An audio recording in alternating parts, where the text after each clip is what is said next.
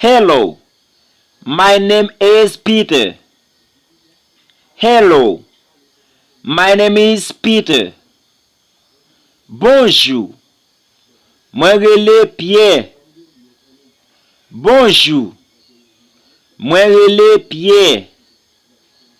I am from Lembe. I'm from Lembe. Moi sorti Lembe. Moi sorti Lembe. I am 25 years old. I am 25 years old. Moi gen 25 l'année. Moi gen 25 l'année. I am student. I am student. Moi c'est étudiant. Moi c'est étudiant.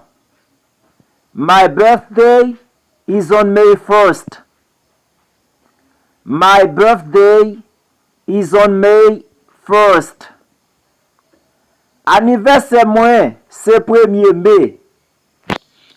Anniversaire moi c'est 1er mai. My hobby is karate. My hobby is karate. Plaisir moi c'est karaté. Plaisir moi c'est karaté.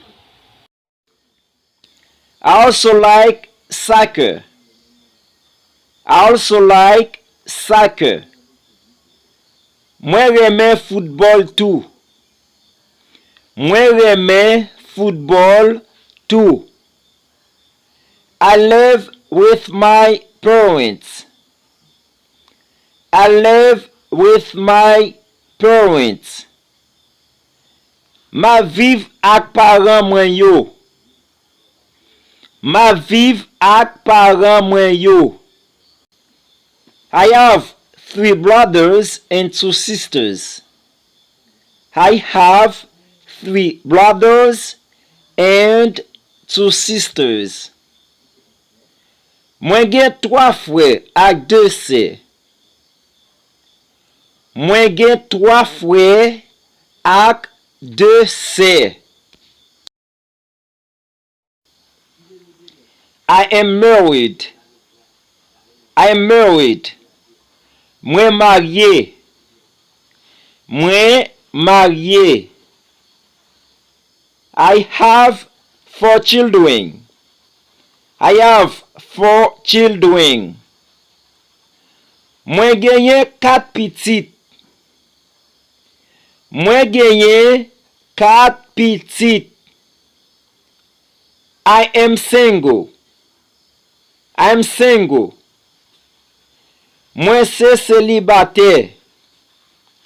Mwen se célibataire.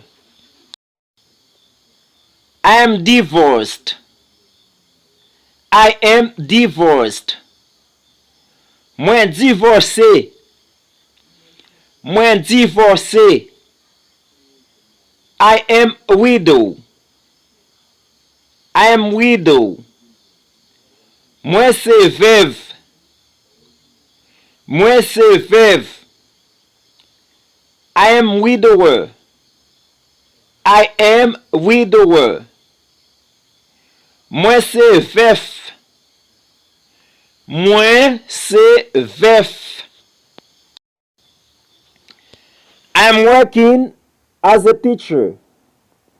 I am working as a teacher. Mwen ap travay kom yon professeur. Mwen ap travay kom yon professeur. My favorite month is May. My favorite month is May. Mwen pire me se May. Mwen pire me se May. My favorite season is summer.